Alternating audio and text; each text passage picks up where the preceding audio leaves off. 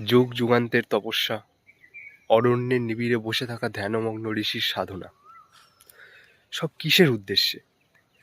কে সেই পরম প্রিয় যার অন্বেষণে মানব হৃদয় আজও অশান্ত?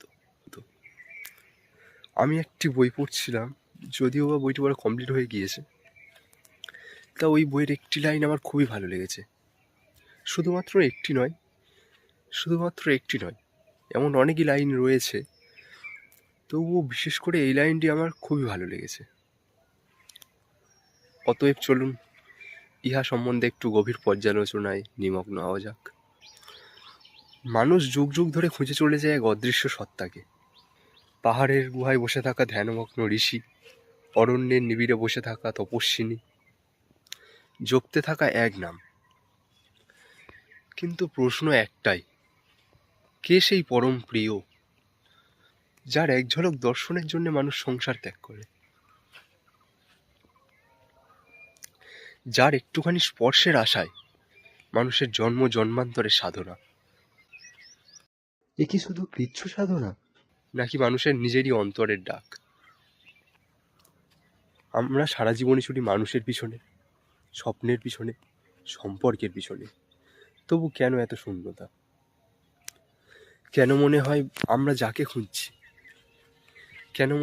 যাকে খুঁজছি সে বাইরে কোথাও নেই, সে রয়েছে আমাদেরই ভেতরে, সে লুকিয়ে রয়েছে আমাদেরই ভিতরে। তাই মন খোঁজে রে মনের মানুষ। এই ডাক কোনো কাব্যের পংক্তি নয়, এ আমাদের অস্তিত্বের আহ্বান। হাজারো মানুষের ভিড়ে আমরা এমন একজনকে খুঁজি যে আমাদেরকে সম্পূর্ণ করবে। কিন্তু সত্যি কি কেউ বাইরে থেকে এসে আমাদেরকে পূর্ণ করতে পারে? উত্তর হচ্ছে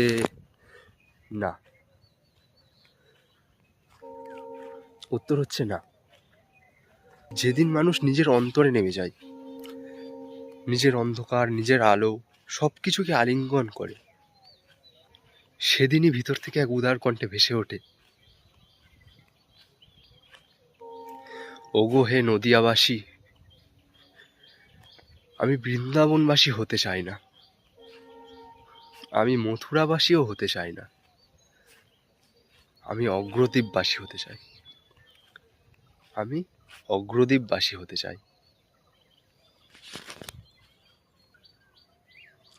এ অগ্রদ্বীপ কোনো ভূগোলের অংশ নয়, এ হলো হৃদয়ের সেই ভূমি যেখানে মানুষ নিজের সাথে মিলিত হয়, যেখানে খোঁজ শেষ হয় আর পাওয়া শুরু হয়। তাই বাইরে নয়, মন খোঁজে রে মনের মানুষ। এতক্ষণ আমি আমার পড়া একটি বই মন খোঁজে রে মনের মানুষ নিয়ে একটু সংক্ষিপ্ত আলোচনা করছিলাম। যদি ভিডিওটি ভালো লেগে থাকে তাহলে একটি লাইক করতে পারেন, আচ্ছা লাইক নাও করতে পারেন, কিন্তু এমন একজনকে শেয়ার করতে পারেন যার এই মুহূর্তে এই বইটির খুবই প্রয়োজন, যা সত্যিই জানা উচিত যে কে সেই পরম প্রিয় যার দর্শন স্পর্শনের জন্য মানুষ যুগ যুগ তপস্যা করে, সংসার ত্যাগ করে, আরও কত কিছু। অতএব ধন্যবাদ সবাইকে। আজকের মতো এতটাই। মন খোঁজে রে মনের মানুষ।